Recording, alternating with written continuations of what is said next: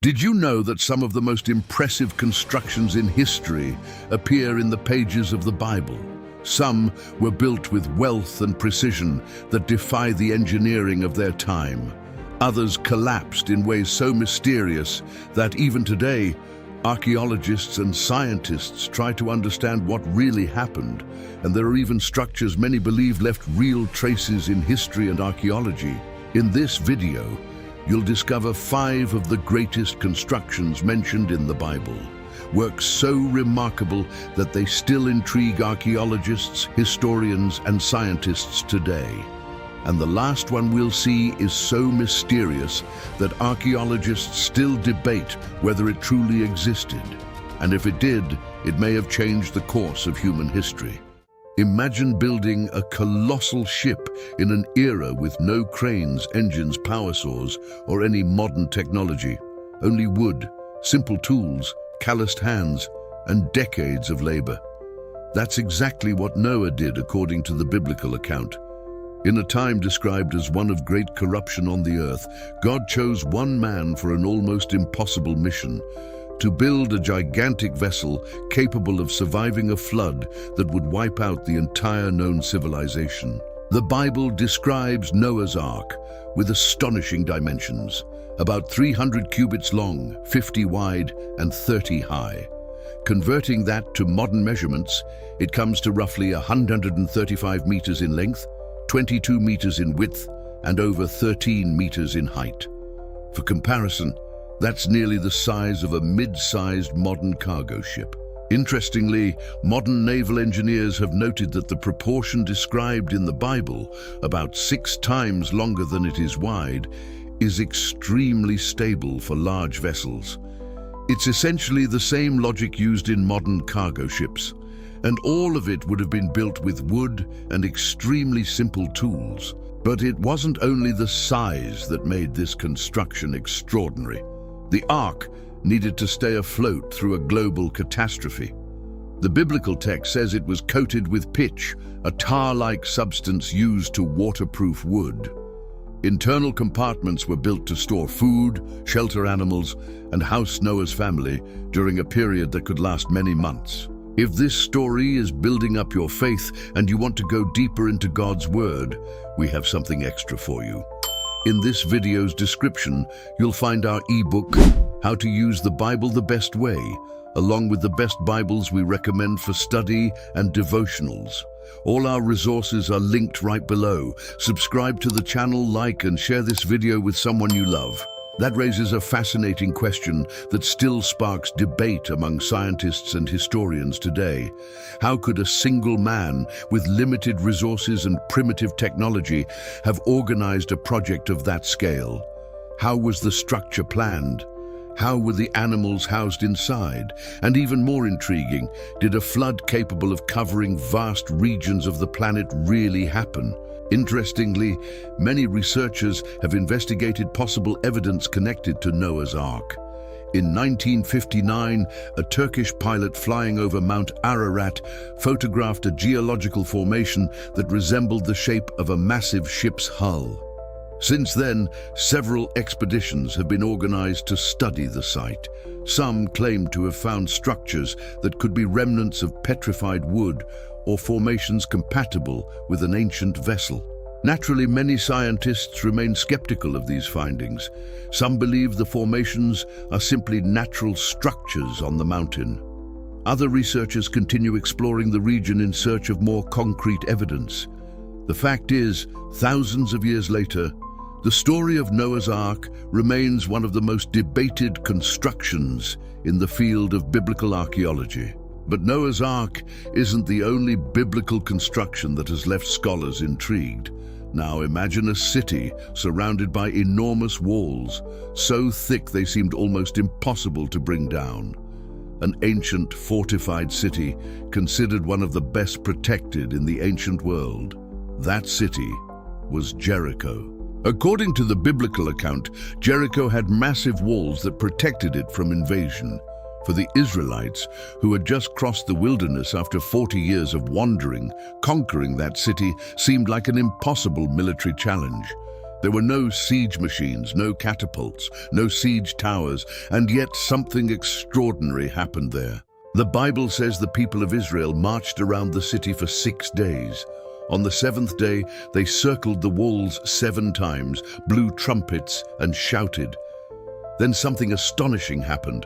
The walls collapsed completely. For a long time, this story was seen as purely symbolic. But in the 20th century, archaeological excavations in Jericho began to reveal findings that caught many researchers' attention. Archaeological digs in Jericho, especially throughout the 20th century, uncovered real ruins of ancient walls. And that alone is striking, because it shows we're talking about a truly fortified city, not a legend floating in the air. The intriguing detail is that some reports and interpretations point to a sudden collapse in parts of the structures, as if something happened all at once, rather than slowly during a long siege. And that's where the debate begins. The biblical account describes a sudden fall at the exact moment of the trumpet blast and the people's shout. How do you fit that into the real world, where stone doesn't fall by faith out of nowhere? Some scholars suggest a natural explanation, an earthquake. Jericho sits in a seismically active region, and tremors were not rare in that part of the Near East. The theory sounds simple on the surface. A strong quake could have brought the walls down, but the difficult part is the timing. Even if earthquakes happen, how would it occur at the exact moment described in the ritual? And more, if it was an earthquake, why would the result be so convenient for the army outside, ready to enter? When the coincidence becomes too large, the mystery doesn't shrink, it grows. And there's another detail that stands out when you follow the logic of the account. The collapse creates an opening where there was none before. It's not the image of an army slowly breaking gates down. It's a rupture that produces immediate access. That's why Jericho lives in a strange territory between archaeology and faith. There are ruins, there are hypotheses, there are debates. Yet the impact of the biblical text remains, because it doesn't describe merely a city conquered, but a collapse that seems timed to the very second. And when science tries to explain it, it may offer possible paths, but it rarely closes the case with absolute certainty. Now, if Jericho astonishes because of its collapse, the next construction astonishes for the opposite reason: planned grandeur, wealth, and precision. Imagine a building so valuable that its walls reflected light as if the interior itself were glowing. A place designed not only as a human achievement, but as the ultimate symbol of an entire nation. We're talking about Solomon's Temple, considered one of the grandest constructions of the ancient world, built in Jerusalem as Israel's spiritual center. The temple's design was not simple. There were specific measurements, divided areas, courtyards, furnishings, and above all, a space considered most sacred, the Holy of Holies. Noble materials come into view: cedar from Lebanon, stones cut with precision, and, according to tradition, an immense amount of gold in the interior overlay. And here's the part that leaves most people speechless. By the standards of the time, this wasn't a chapel. It was a monumental, expensive, time-consuming, complex project. The natural question is, how did an ancient nation organize logistics, labor, and resources for something like that? If this story is strengthening your faith and stirring in you the desire to know God's Word more deeply, we prepared something special for you. In this video's description, you'll find our ebook, How to Use the Bible the Best Way. Along with the Bibles we recommend for study and devotionals, everything is linked right below. Take a moment to subscribe to the channel, leave your like, and share this video with someone who also loves God's Word. And it's not just the wealth, it's the detail. The biblical text describes ornamentation and symbols: cherubim, flowers, palm trees, forms that resemble a garden, as if the idea were to create a space pointing beyond the ordinary world. From a historical standpoint, this connects with how ancient temples functioned. They weren't just buildings, they were declarations of identity and power. But Solomon's temple, in the biblical account, wasn't meant to display Solomon. It was meant to represent God's presence among the people. And that places this construction in a unique category. It is architecture, politics, religion, and history, all at once. Now comes the scientific angle that sparks endless discussion. Archaeology debates intensely what can be confirmed, what is historical reconstruction, and what remains without direct proof because of destruction, rebuilding, and excavation limits in sensitive areas of Jerusalem. And that's exactly what makes the subject so explosive. It's not a lack of academic interest, it's that the site is one of the most disputed and difficult places on Earth to investigate thoroughly. The result is, there is research, there is debate, there is plenty of indirect evidence, and yet there's still that lingering sense that there are things here we can't close with total certainty. And Solomon's temple pulls in another mystery, tightly attached to it, the Ark of the Covenant. Because at the heart of that structure, tradition places an object that became one of the greatest enigmas in biblical history. Where did the Ark go? Was it destroyed, taken away, hidden? There are theories, legends, historical hypotheses, but no universally accepted conclusion.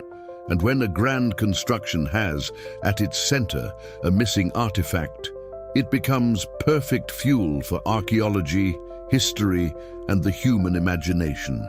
But hold on, because before we get to the final construction, I'm saving for the end of the video, the one that can truly leave you speechless.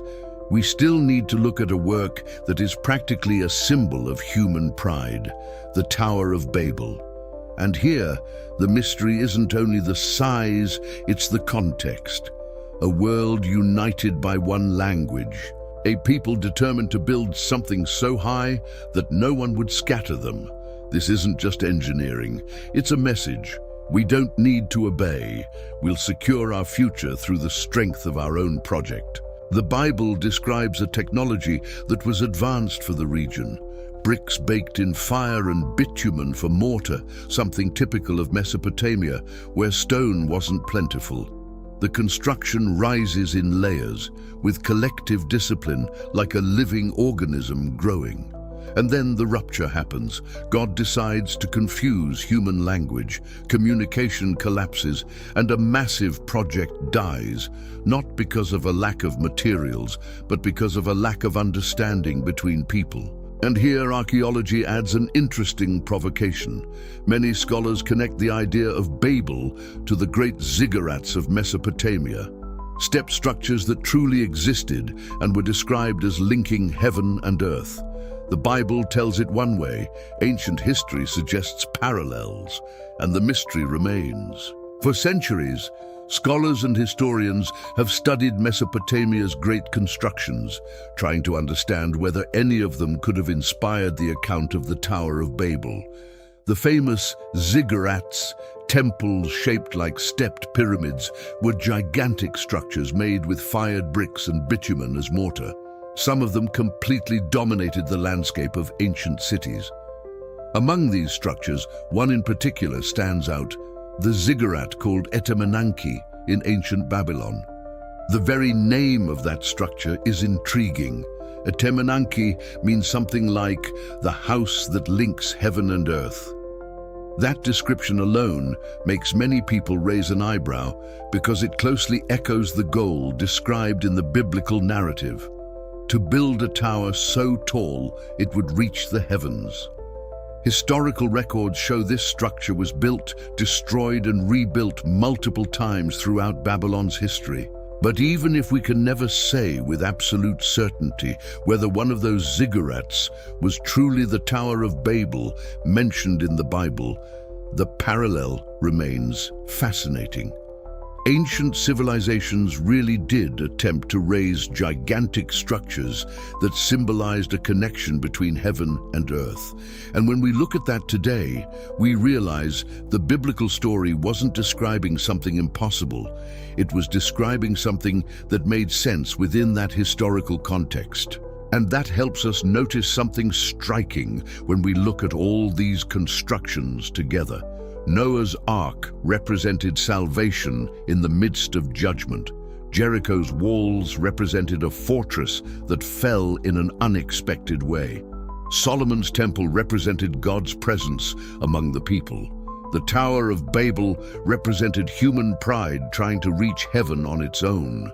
Each of these works reveals something about the relationship between God and humanity. Some constructions were raised in obedience and faith. Others were born from human ambition. Some survived in the memory of history as symbols of hope. Others remained as warnings, but there is still one biblical construction that may be the most astonishing of all. If this content is touching your heart and you want to go even deeper into God's Word, it's worth checking the materials we left in the description. There you'll find the eBook, How to Use the Bible the Best Way, along with the Bibles we recommend for anyone who wants to study and do devotionals more deeply. All the links are right below. And don't forget to subscribe to the channel, like the video, and share it with someone special. After decades of exile in Babylon, the people of Israel returned to Jerusalem with a clear goal: to rebuild the temple that had been destroyed. That new construction became known as the Second Temple. Unlike Solomon's temple, it did not have the same initial splendor. Many elders who remembered the first temple wept when they saw the new, simpler structure. Centuries later, however, a ruler named Herod decided to turn that temple into one of the greatest architectural works of the ancient world. He massively expanded the temple area, built enormous supporting platforms, and covered parts of the structure with white marble and gold details. Historians of the time describe that when the sun rose over Jerusalem, the temple shone in a way that was almost blinding. Visitors arriving in the city were stunned by that monumental construction. The temple became the spiritual and cultural center of the Jewish people. It was there that priests offered sacrifices, crowds gathered for religious festivals, and theological debates happened daily. It was, without a doubt, one of the most important constructions of the ancient world. But that building also carried a dramatic fate. In AD 70, during a Jewish revolt against the Roman Empire, Jerusalem was surrounded by Roman legions. After months of conflict, the Romans finally broke into the city and set the temple on fire. Historical accounts say the gold melted in the heat and ran between the stones, leading soldiers to dismantle much of the structure to recover the precious metal. Today, all that remains of that gigantic construction is part of its supporting base, the famous Western Wall. A silent fragment of a structure once considered one of the greatest architectural wonders of the ancient world. And when we look at all these constructions mentioned in the Bible, giant arcs, collapsing walls, gold-covered temples and towers that tried to touch the sky, we realize they still spark questions today. All these constructions amaze by their grandeur, but the greatest work in history was not made of stone or gold. It was what God did for us through Jesus Christ. The Bible shows that temples can be destroyed, cities can fall, and civilizations can disappear, but Christ's message continues to transform lives today.